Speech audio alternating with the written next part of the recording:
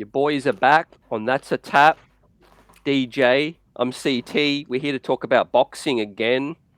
Fight fans, this weekend there's no UFC card, but let's talk about DJ, the Gamebred boxing number 4, and Absolutely.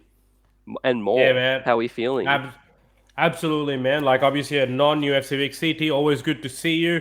Man, what a turnaround. We've done two boxing events back to back, boxing episodes. So, like, that's great. Um, you guys got to pardon the crunch that you're in the background. I'm just doing some chipping and dipping because it's Friday night here in Melbourne. I just want to throw my legs up and just relax.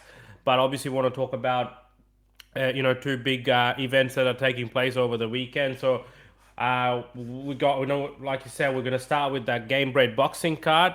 I think it's Gamebred boxing number 4. It's happening tomorrow, the 1st of April, at 7 p.m. Obviously American time, which means it'll be Sunday for us.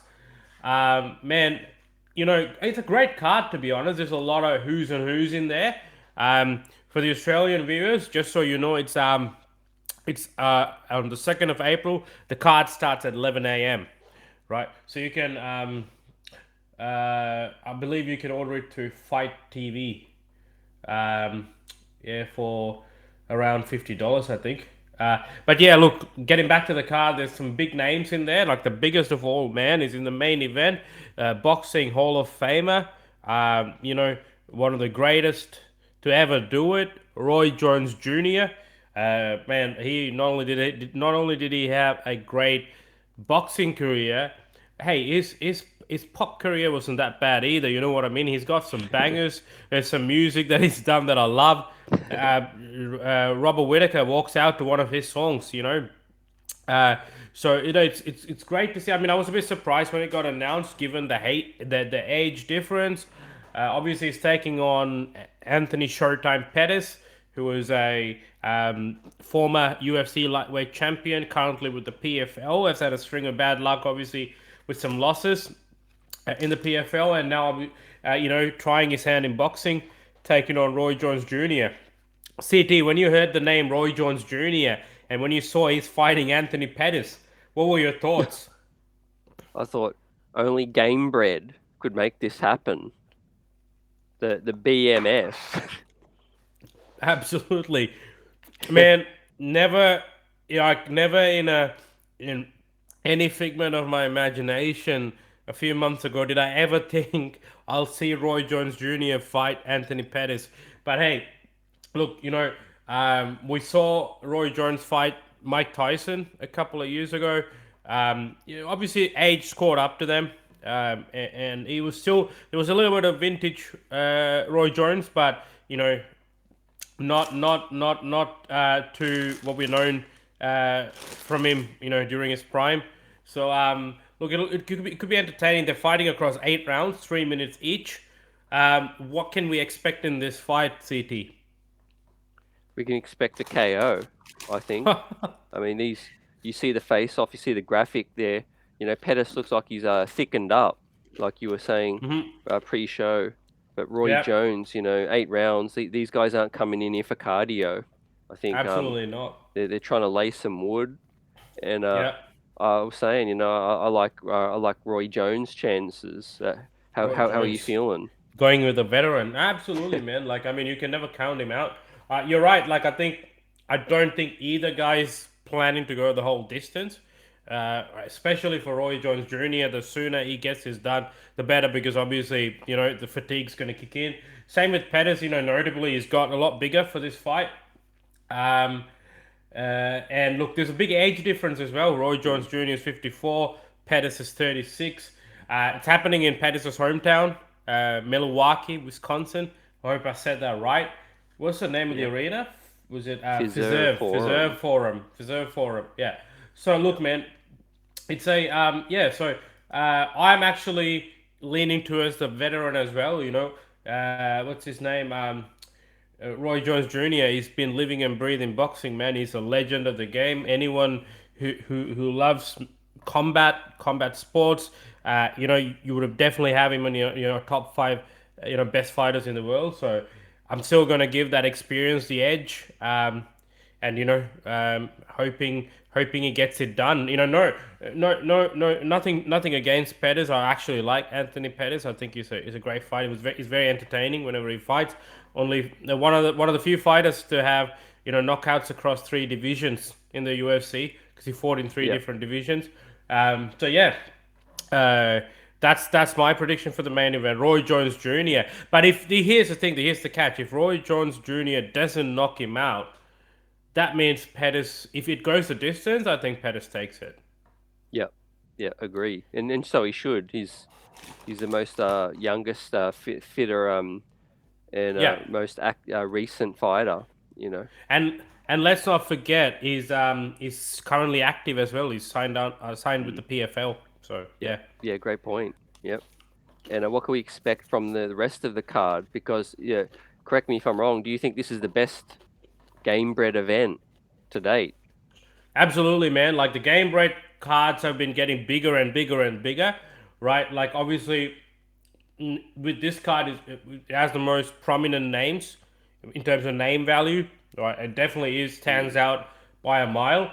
A shout out to George Masvidal, owner of Gamebred Promotions. Obviously, also one of our UFC welterweight contenders, who's actually fighting next week. For having tasted success, having come from obviously the trenches and having tasted success, and not just stopping there, but creating a stage in which all these others can perform and obviously earn a bag, like they say. You know what I mean? Make some money, and obviously contribute towards the entertainment, not just by fighting, but also via other methods, and getting a lot more people to benefit. So definitely shout out to George Masvidal, man. Like really great work on that end. And yeah, so co-main is Vitor Belfort versus Jacare Souza. Right Ooh. now, when both Brazilians, both knockout artists, dominant during their time, during their prime. Belfort, obviously, you know, because Jacare was fighting longer in the UFC, or I should say, he was the most recent to fight in the UFC as opposed to Belfort, who left a while ago. That kind of brings in the perception that Belfort's a lot older. That's actually not true. There's only a two-year age difference between Belfort and Jacare. So you know what I mean. But Mm. having said that, Belfort's predominantly a striker, whereas Jacare's skill set, while he was a decent striker, was obviously on the ground. So it'll be good to see how that translates into a boxing ring. I mean, on face value, obviously, I'm going to give the edge to Belfort. He's a devastating knockout artist, man. We've seen some crazy knockouts from him, but obviously he's been on the receiving end of some knockouts too. Um, but I guess the most recent fight that we saw of him was when he took on what's his name, Evander Holyfield, way past his prime. I mean, that fight shouldn't have happened, obviously, and Belfort got the knockout. But look, let's hope that doesn't happen in the main event. But yeah, so Rito Belfort, Jacare Souza. What are your thoughts on that? Yep. Yeah, I like this one. Co-main, two big men, but I agree with you. Belfort to take this one. Striking, he's got the advantage. But like I said, I'll give an opportunity for Jacare to impress us. Like you said, Yep. he's not known as a striker, and I do think Yep. this is new to everyone. For a lot of these fighters, sorry. In terms of moving across from MMA to the Into boxing boxing. world, Yeah. but they are older. They're obviously going to hit heavier, but less cardio. So Yep. um, yeah, we could see another knockout there. I won't be shocked. Absolutely going to be a knockout, man. Like I don't think it's going to go the distance. It's booked in for 6 rounds, 3 minutes each. So all these fights are 3 minutes each, Yeah. and I feel all the entire card consists of all 6 minute rounds, other than some exceptions. Obviously, the Devin Cushing and David Marciano fight is 8 rounds, 3 minutes as well. I believe they're pro boxing fighters. But other than that, there are some four rounders, some 6 rounders, 8 rounders, and the 8 rounders being the big ones, right? And then we also got another banger of a fight, and this is the one I'm most likely looking forward to in terms of skill for skill, is Jose Aldo and Jeremy Stevens, King man. of Rio. Give us your thoughts. Give us your Yeah, thoughts, CT. good to see him. Not take a break for so long. King of Rio back fighting. I don't know how old he is, Absolutely. DJ, but he's certainly not the oldest guy on this card by any means. I Not at agree. all. Not one Look, bit. really, really looking forward to this. Stevens, as we know, doesn't hold back his days in the MMA. Jose Yeah. Aldo. Uh, I think this is going to be the most even fight in this whole card. Um, I've got to lean maybe towards Stevens on this one. Oh wow. Yep. I'm going to go with the surprise. How about yourself? Um, Look, I'm gonna go with Jose Aldo, and here's why. Right? He just had his boxing debut, and he won his boxing debut, and it was a proper pro boxing fight. Um, and he's 36 years of age, same as Anthony Pettis. Again, one of those, uh, you know, perceptions that he's a lot older purely because of his time fighting and how long he has been with the UFC, and then being the UFC champ, the WEC champ, that longevity of his career makes people believe that he's a lot older than what he is, but he's actually Mm, 36.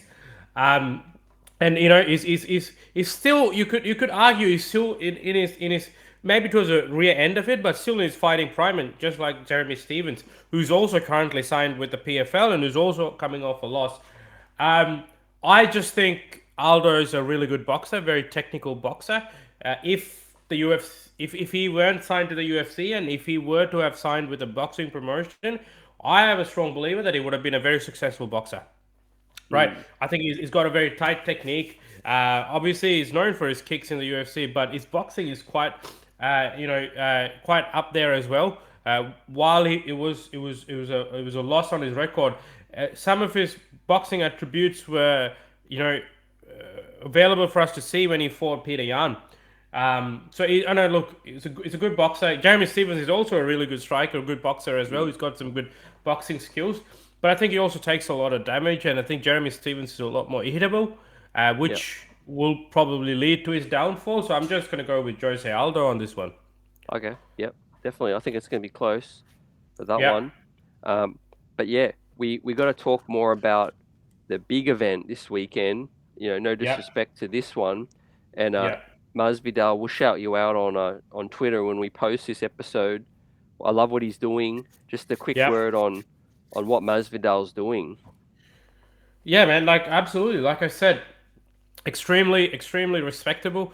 Uh, you know, Mm, uh, it's good to see these veterans who've obviously given so much to the sport from their own career perspective, putting their bodies on the line. And since that flying knee knockout, Masvidal's become one of those big superstars in the UFC. One of the very few fighters who can headline a pay-per-view card with no belt involved. Right. So for him to have that, he's got that spotlight on him, and for him to take that light and then shine it on a lot more people is very admirable, very respectable. Man, great work, absolutely. Ensuring paydays for a lot more people, creating a stage for them to perform, and bringing those eyeballs. I mean, look, we are excited. Obviously because of the names of these fighters, but also because Masvidal's doing a fight card. I'm keen. I want to see what that is. You know what I mean? So yeah, man.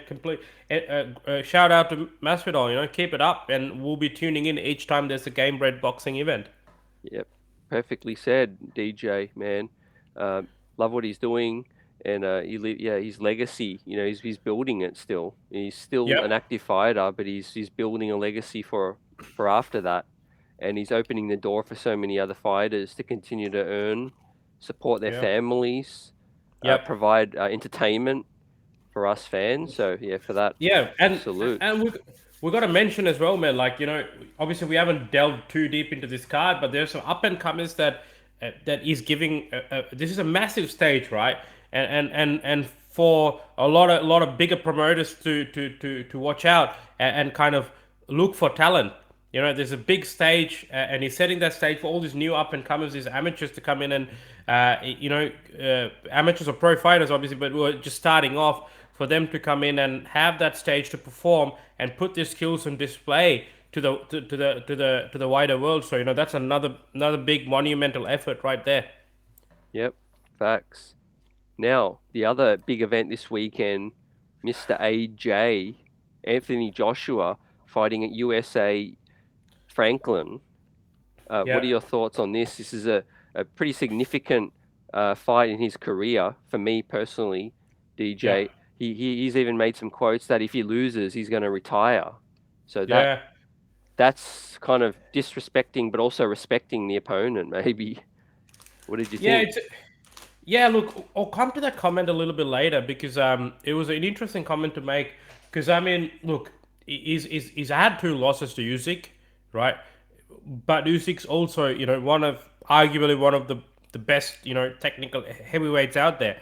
Um, I guess it's just more the pressure of chatter around him that's getting to him in terms of making those kind of Mm, statements. Because if we were to um, actually, you know what? Let's address that now because we're on that topic. So I think what he said is like, if everyone wants me to retire, I'm not here to fight with anybody.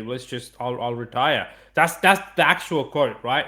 So that then obviously was derived by media as like, if I lose this fight, I'll retire. Yeah, I just think it's just maybe part of it is the critics getting to him, and it's not a really good place to be in when you've had back-to-back losses. And you were a fan favorite. Not to say he's not. I'm still a massive fan of him, man. I'm still gunning for him. But to have fallen from that grace and uh, to have lost an element of fandom and now kind of fighting. It's kind of painted as he's fighting for his career, right? So I think that pressure's getting to him, and I think he should. I think honestly, he should just shout out the critics, to be honest. Um, and to your point about, is this a really important fight in his career, or is it career defining? Absolutely, man. Like, I think, yeah, you've had two back to back losses to Usyk. You held four belts, not anymore. It kind of shuts a few doors, right? And then what happens when you are fighting a relative newcomer as Franklin, and then if you were to suffer a loss, what does that mean for your career, right? Obviously, even if it's not the end of Anthony Joshua, then a lot more questions will be asked. If you're already finding yourself in the situation when you lost to Usyk, right? I guess there'll be a lot more questions that will be raised if there is a loss to Franklin. This is nothing. We got nothing to do with Franklin. I guess nothing to do with his skill level. It's just more where Anthony Joshua is at the moment. So yeah, yeah, yeah. Well said, man. Yeah, good way to look at that. And I think he's just hard on himself because like you said, he was once top of the mountain, fan favorite. Talking about Fury, Wilder, he was just among it, and he has lost that momentum. I haven't really lost any respect for him, AJ the boxer. I just think yeah, we've all felt a little bit of a letdown because that hype train, that momentum that was once a steam train going express has stopped yep. at about 5 different stations now, and it's like we're waiting for it to get to where we want it to get to. But I guess you got to respect who's in front of you. What do you know about Franklin? And is he gonna? Where's he gonna give AJ? If anywhere, any troubles? Do you think? Man, look, Franklin's no joke, right? Looking at his record, he's 21-1, right? That one Mm, loss was to Dillian White, and it's widely argued that it should have been a draw, right? If not a win towards Franklin, right? And he has got, out of his 21 fights, he's got 14 KOs, right? That's a lot. That's a lot. Like, I mean, obviously not to the percentage of Anthony Joshua. He's got 24 yep, fights and 22 knockouts. But the record suggests. Like, I mean, look, I'm going to be very honest. I haven't seen much of Franklin in terms. I've seen the Dillian White fight. And it's quite good. I mean, the don't let the appearance fool you. Like, he is able to go the distance, and he's quite technical as well, right? He's got the knockout power when required. He can bring it out, right? So AJ needs to be careful. He absolutely needs to be careful. He can't take him as a step up or a tune up fight. And I don't think he is. I think he is taking Franklin very seriously. I think there's a lot going on in AJ's mind, and I think as long as he gets the list of priorities right, and his focus is purely on this fight and getting across this, right? I think that'll be that'll help towards his success. But as I said, Franklin is no joke, right? One thing I've noticed, and look, CD, correct me if I'm wrong. Having seen the last fights, I look, Usyk is a fantastic fighter, but I still think he gives a lot of trouble, even to the likes of Fury, Wilder, any of these big names, or the big heavyweights if he fights. But what I've noticed is since the loss to Ruiz, right? I think that was the actual momentum stopper, right? Because it came at an unexpected time, right? Obviously, he was meant to fight Big Baby Miller, fell through because of doping violations, and then we got the short notice fight booked against Andy Ruiz. And let's be honest, I just wasn't very familiar with who Andy Ruiz was, and we were all expecting him to walk through Andy Ruiz, and I think same thing. AJ was expecting the same, and I do feel like AJ is someone who does fit into what's being spoken about him or about his fights out in the public. So I think he was expecting to walk through, and that didn't happen. Like he got knocked out, he got stopped. But he came back obviously, and there was redemption. But then there was that blemish on his record, right? Because let's be honest, at the time those three were ruling, Tyson Fury, Anthony Joshua, and Wilder. Yes, they didn't fight each other, but Fury was obviously had his own personal battles, and he was coming back from that. And then we had Wilder, who was obviously on his own rampage, but Anthony Joshua was the one who was widely regarded as the peak of that trio, right?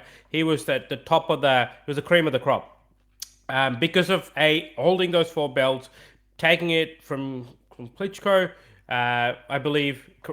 Apologies if I'm wrong, but yeah, and then holding those four belts and continuing on that undefeated path, and he was fighting boxers like Joshua Parker from New Zealand. It was all going well.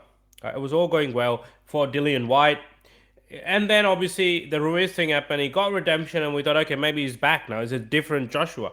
I remember the rematch when he fought Andy Ruiz for the second time, man. Like it happened in obviously Saudi, and that's another big factor. When he lost to Ruiz, it was that big, debut in New York. We all know Madison Square Gardens, New York, how much that means to fighters, boxers. That is the mecca of fighting, right? And for him to lose that, because there was a big deal made of the great heavyweight Anthony Joshua is coming in, and he's coming in to make a statement, and now obviously the task got a lot easier because we got a short notice fight. Wasn't the case. And obviously then the rematch in Saudi Arabia. But if you notice, like, he kind of took a hiatus off social media, and he was we always see him with a very clean fade and well groomed, but he looked like he hadn't really focused on any of that. It seemed like he would focus on winning that fight back, and he did. He outboxed Ruiz, and he won him, and he has it in him, right? With Usyk, right, same thing happened. I mean, he lost the belt, and then he came back and he did the rematch, and I do think Usyk beat him still, right? It's just that Usyk was the better boxer, right? Technically and movement wise.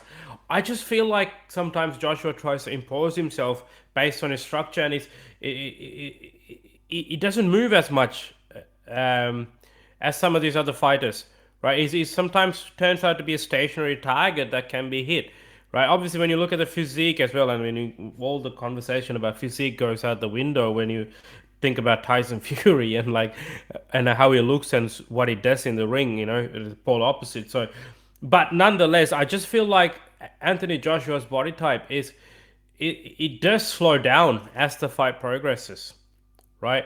And I think he's really good at his basics, but I think he's too much of a stationary target. That's what I feel. You know what I mean? Yeah, 100%. Yeah, you said a lot, but I think the way I'm looking at it, I agree about the career trajectory when he lost to Ruiz. I mean, it was Ruiz's opening moment, his pathway to shine, but at the same time, it was AJ's, downfall. And I think it's certainly been bumpy since then, and he's yet to pull off a big statement win.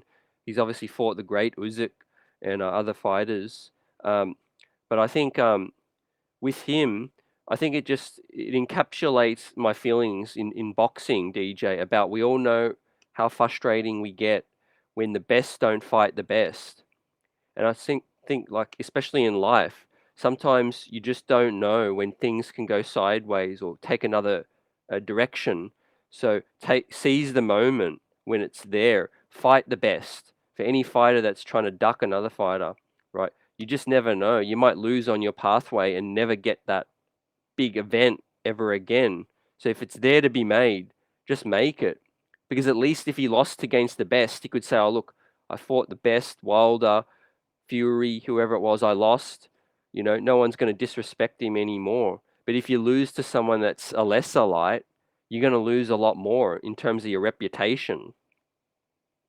Yeah, like spot on, man. Like I think, given how close that Anthony Joshua Tyson Fury fight was to be being made, and then obviously the rematch clause kicked in for the Wilder fight with Fury, but yeah, absolutely right. I think, and it kind of applies even to the current state of boxing, where we are desiring some of those big fights, which are not unfortunately taking place, and seems to be challenges in getting them across the line.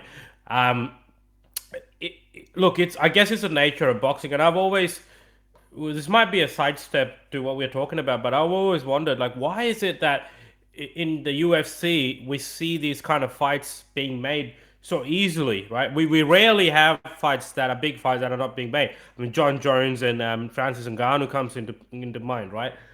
But in comparison, the UFC does do the big fights, right? We got the Makachev versus the Volkanovski fight, right?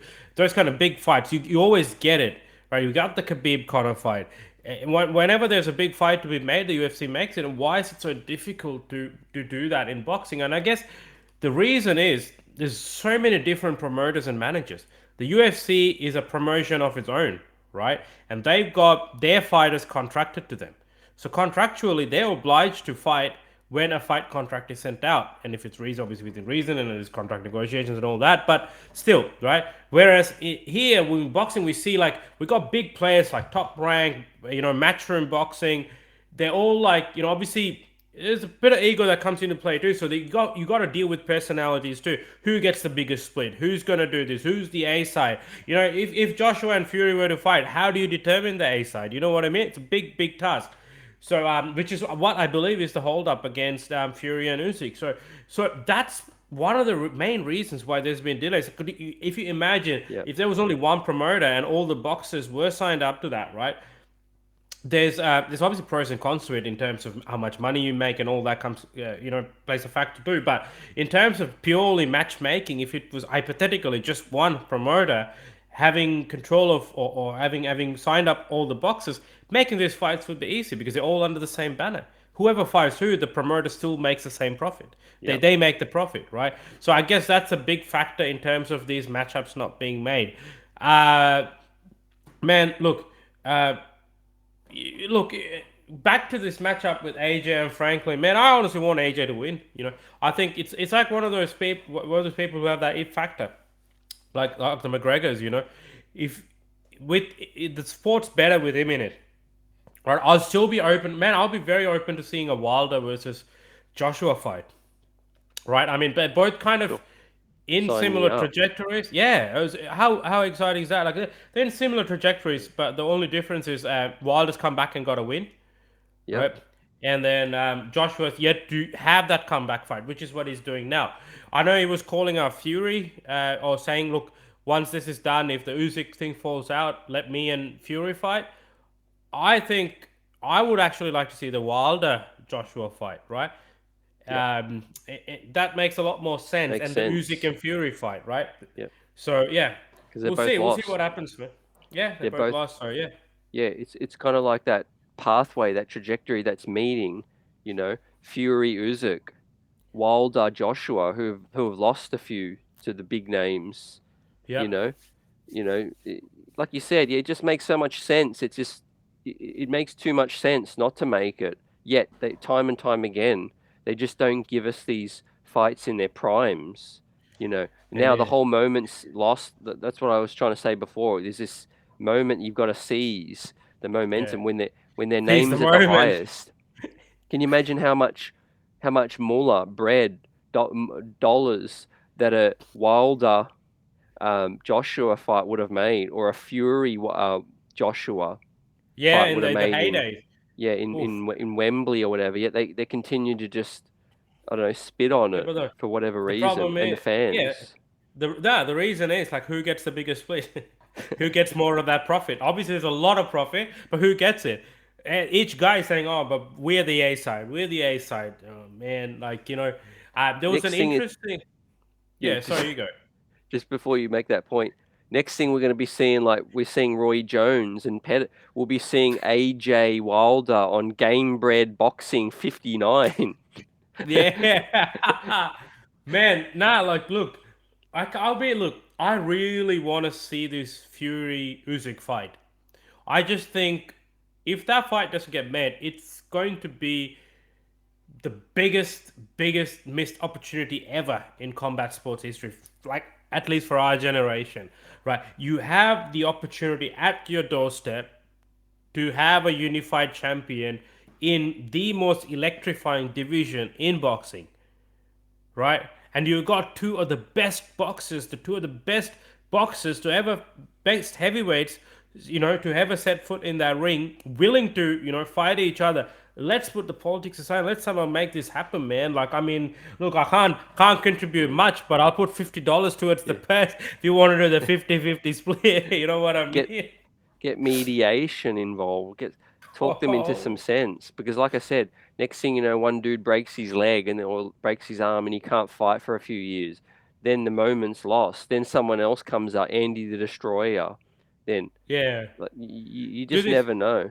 Like you said Do with this. UFC, the other thing is fighters in the UFC have a contract, DJ, and that contract says they must fight 3 times a year. These boxers, they don't have any clause. They could sit and chill for 3 years. You know. Yeah, not correct. Like I think um, this is where you feel like do these promotions and promoters. Do they have a HR team who can step in and be like, "What's going on, guys? Let's get this done." You know what I mean? Now, but there's also a lot of sense as to why there's a lot of individual promoters. Um, there was a news that came out where prior to when Mayweather, obviously throughout his career, when he was being promoted by someone else, while he wasn't making as much coin, right? It was still in the millions, but not as much coin as how much the net profit that was coming in as a whole for the fight was.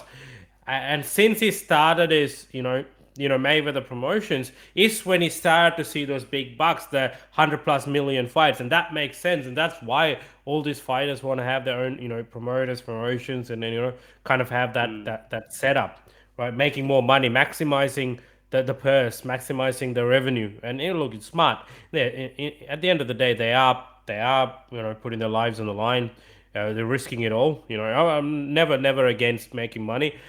If these guys making money, so even me making money. But yeah, so Yep. but it just brings that challenge with matchmaking. That's it. Like there's a lot of egos that clash, and it's a lot harder to make those kind of big fights. We are definitely seeing a massive shift in that. A big move in the right direction was the Javante Davis and Yep. Ryan Garcia fight, right? But yeah, look, let's see. But what I don't want to see happen is like Fury doesn't fight Usyk, and then in September we get him and Ngannou. Like I don't want to see that. You know what I mean? Like I love Ngannou, man. Like I still think he was one of the great UFC heavyweight champs. But we want to see that when we have these great heavyweight fighters ready to fight for a lot more than just entertainment, just putting those belts on the line. Let's do that first. You know what I mean? Yep. Absolutely, 100%. And predictions for this big Man, bout. I'm gonna go with AJ. Man, he's gonna get it done. I reckon he's gonna get it done in statement making fashion. And I think he's gonna stick to what he said. I think he's gonna call out Fury. I think he will call out Fury Okay. because Nice. where is it Yeah. happening? Yeah, it's happening in the O2. So don't be surprised if Fury's there in person. Imagine that. Imagine if Usyk makes it to the O2 as well, and then they have, they have a face off or some sort of brawl. Oh my God, it'll be Oh, nuts. That's great Fury and promotion. Usyk. Yeah, it'll be great Yep. promotion. At least that'll get the fight done. So yeah, I'm going with AJ, man. What about you?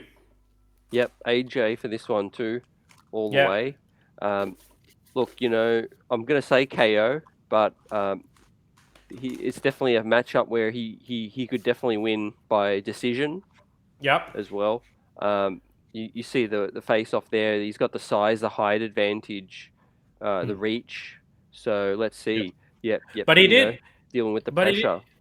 But he did have all that against Usyk as well. Like Usyk Mm, was a much smaller fighter, but it's just yeah. I guess yeah. He just needs to stop being such a stationary target at times. You know, as the fight progresses. yep, Man, look, I know we're about to wrap up, but we do want to touch on something quite important. Another big fight that got announced in the over the last 2 days, which was Devin Haney and Lomachenko. Right, man. As another again for all the belts, right? Undisputed. Again, we're talking about the best fight in the best. Lomachenko, a legend in boxing. You know, unparalleled skills. Taking on Devin the Dream Haney, who is becoming the next Mayweather, or maybe even it's unfair to say that he's paving his own path. You know, we saw him live in Melbourne when he came down to fight Cambosis, and if he did the rematch, he bought it. If he beat him even more convincingly, and then now he's taking on Lomachenko. Man, look, great time for boxing. Bar some hiccups with some of these big matchups. yep. 100%. Yeah, I cannot wait. Finally, that division's, holding boxing up. It's carrying boxing. I'm gonna say at this point. Um, Look forward to that. And yeah, this has been a great episode to talk about the weekend ahead of boxing. We'll be there to recap it. That's a tap. Like and subscribe. CT, my man DJ. DJ That's for a this wrap, episode. That's a tap. It's a and wrap. that's a wrap. Peace. Alrighty.